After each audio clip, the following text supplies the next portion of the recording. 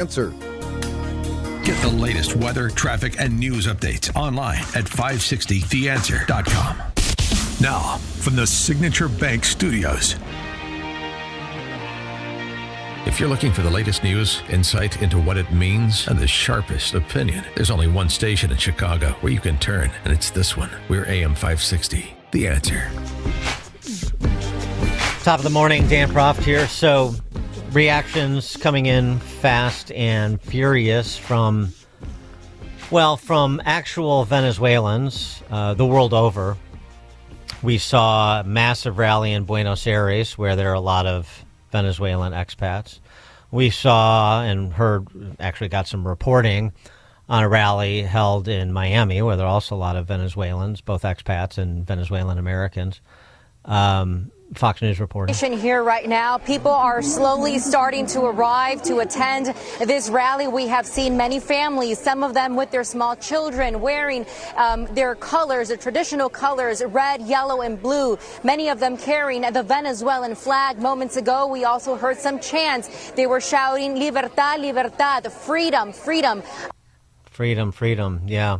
Meanwhile, outside the MDC in Brooklyn, where Maduro and his wife are being held, of course, you have the professional grievance makers, the professional protesters that were shipped in by the Democrat Socialist America and other Marxist political infrastructure groups in this country. We'll get to the details there. But I thought it'd be more interesting to hear from those that are celebrating Maduro's arrest and removal from Venezuela. Some insightful commentary, including from people who don't like Trump. I'm a Venezuelan that lives in the United States and is a Democrat. Why are you guys on Venezuelans right now? You guys are just being so rude. Like, do you know how many deaths this man has, how much blood he has on his hands? And yeah, it was Trump. He got him. Am I super happy it was him? No. But you gotta give credit where credit is due. Like, he did what no one thought I never thought I would live to see this. Ever. Like, I'm in shock. And it makes me sad that you guys are just like saying he was a sovereign president. He wasn't. He was a dictator. He was a dictator. Why don't you take this energy to see who he really was and then come back with your opinions? Like, just let us have this moment. Venezuelan journalist, media type, Germania Rodriguez Polio. Now a message to my English-speaking friends, because I'm already seeing people are organizing protests, hands off Venezuela, let's defend Maduro, we love dictators. Do not, for a moment, let your hatred and disdain for Donald Trump, an unsavory character, have you defending the dictator of my country that was destroyed by him and Chavez and their system 20 years ago.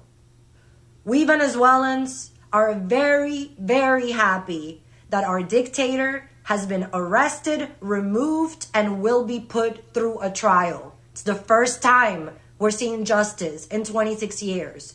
Now let's hope that they get the rest of the criminals out of Venezuela, and then we can return home.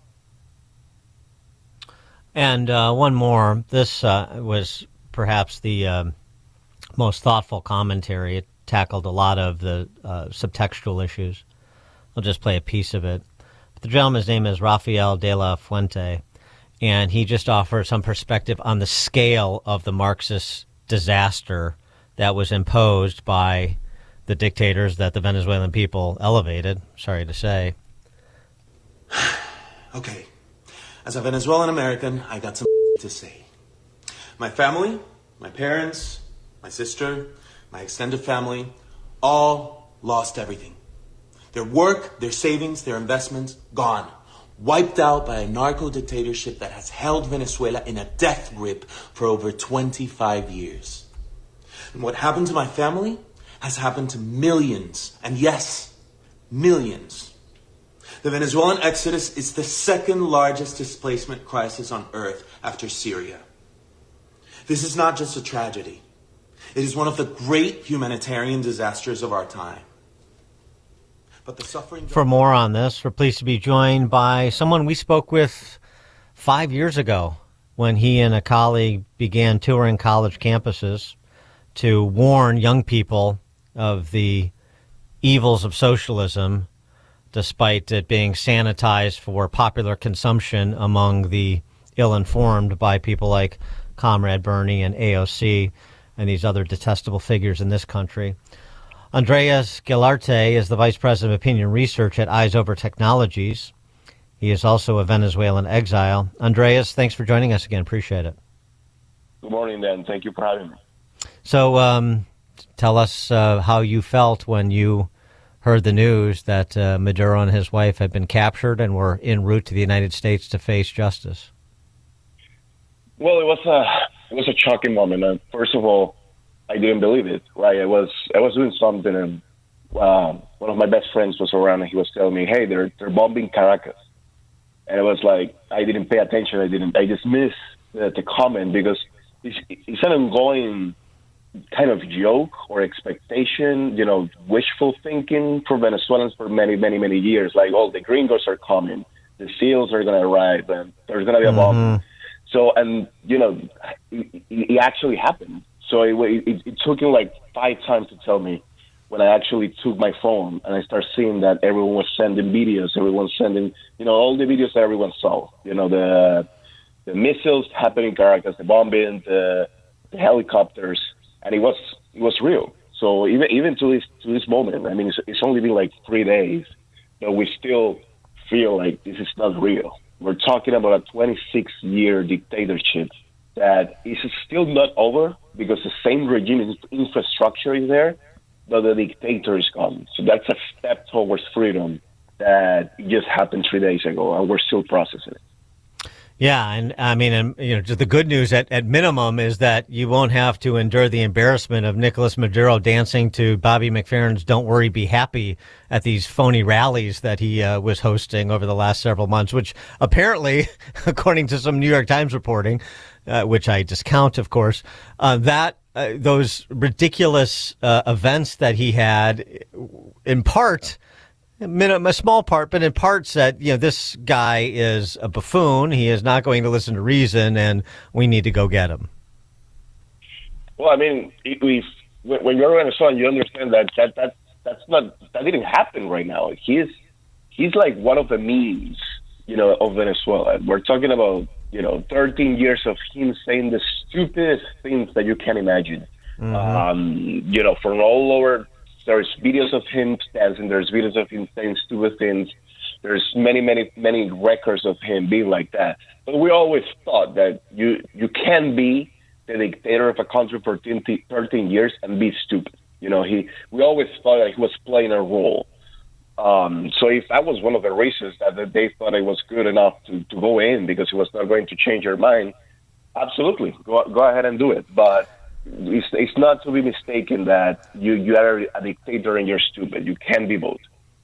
Yeah, there's no question about that. Yes, and the thing, I just wonder how you would describe the arc of your work on college campuses from when you arrived here some 5 years ago, and you and as I mentioned, the colleague we spoke with back then, your colleague we spoke with, started talking on college campuses. What is the arc of people's understanding of the ravages of socialism in Venezuela in particular, but just generally speaking? Because, of course, the irony is this extraction of Maduro happens just a couple days after the inauguration of Zoran Mamdani, a proud and avowed socialist, to be the mayor of New York City. So I just wonder how you feel it's going in terms of imparting wisdom on those skulls full of mush that you were trying to explain things to as you made your way on college campuses around the country. Where do we stand 5 years into this, even with Maduro being removed? Unfortunately, we don't stand in a good place. And I may say that I don't think that it's a product of us not doing enough is just a product of human behavior, human nature. People don't understand from third-party experiences.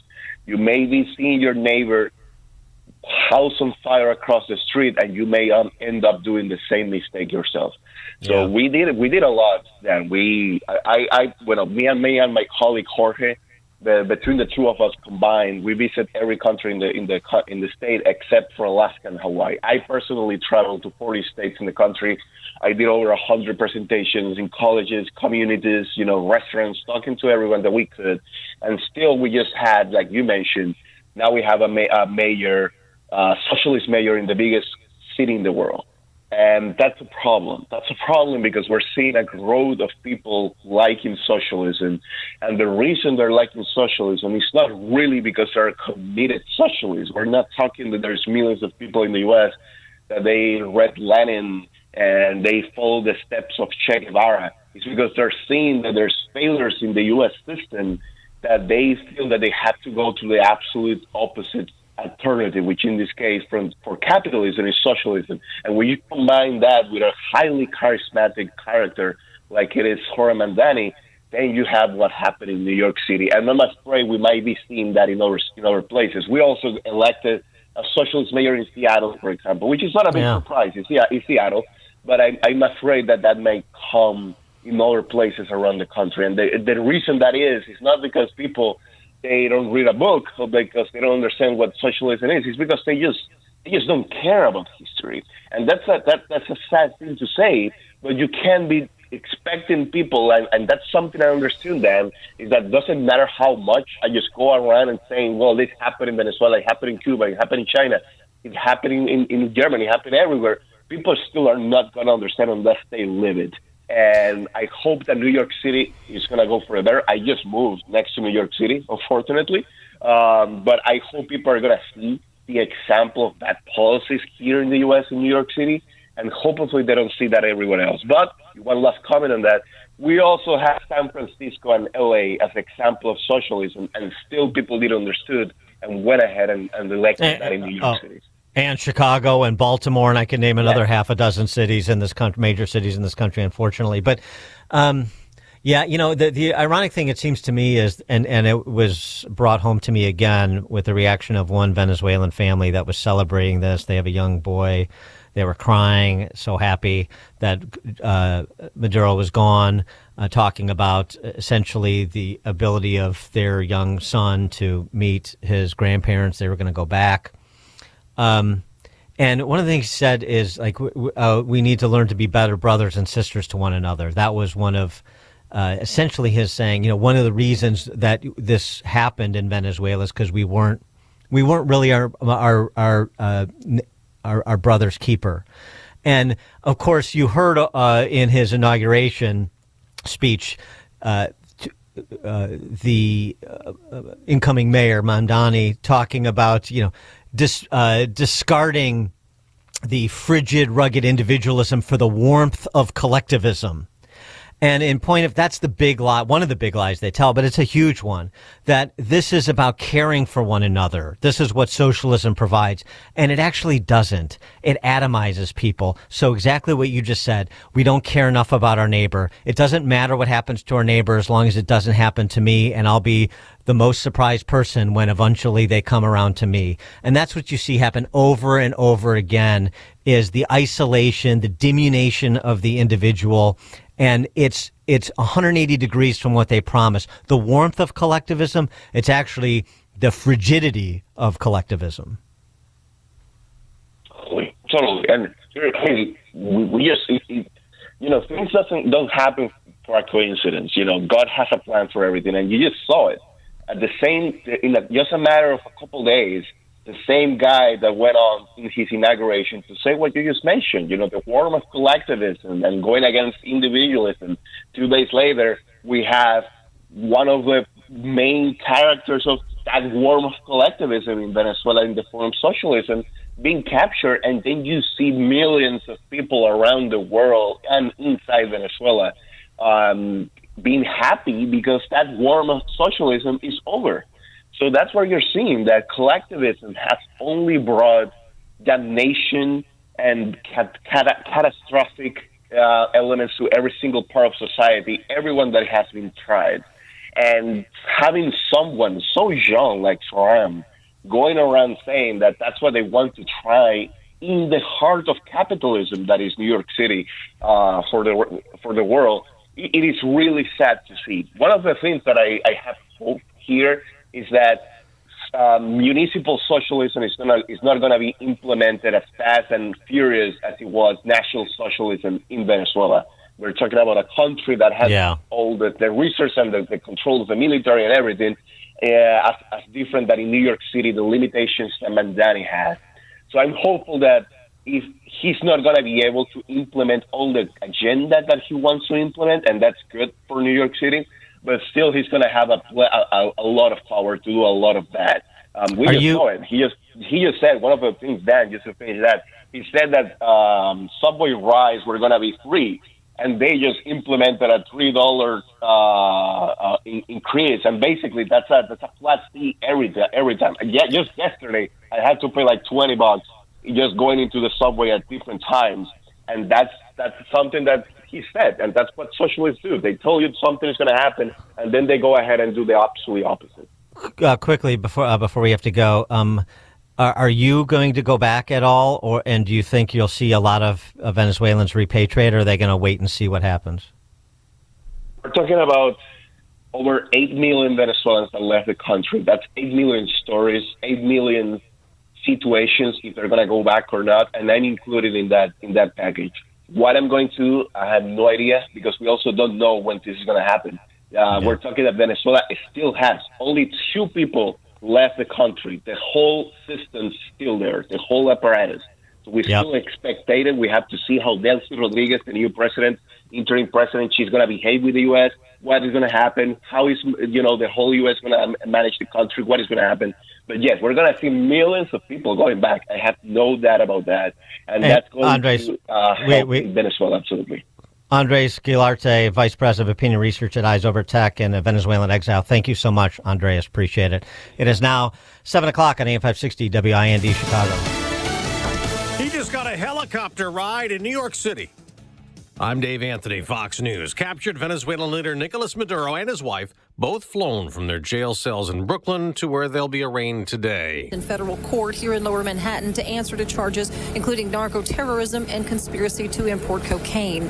His wife, Celia Flores, is also due in court on the cocaine conspiracy charge. Both were captured early Saturday during a U.S. military raid in Caracas before being brought to New York City. Maduro's lawyers are expected to contest the legality of his arrest. They're expected to argue that he is immune from prosecution as a sovereign head of state. That's Fox's Tanya J. Powers outside the courthouse. Congressional leaders will get a briefing later.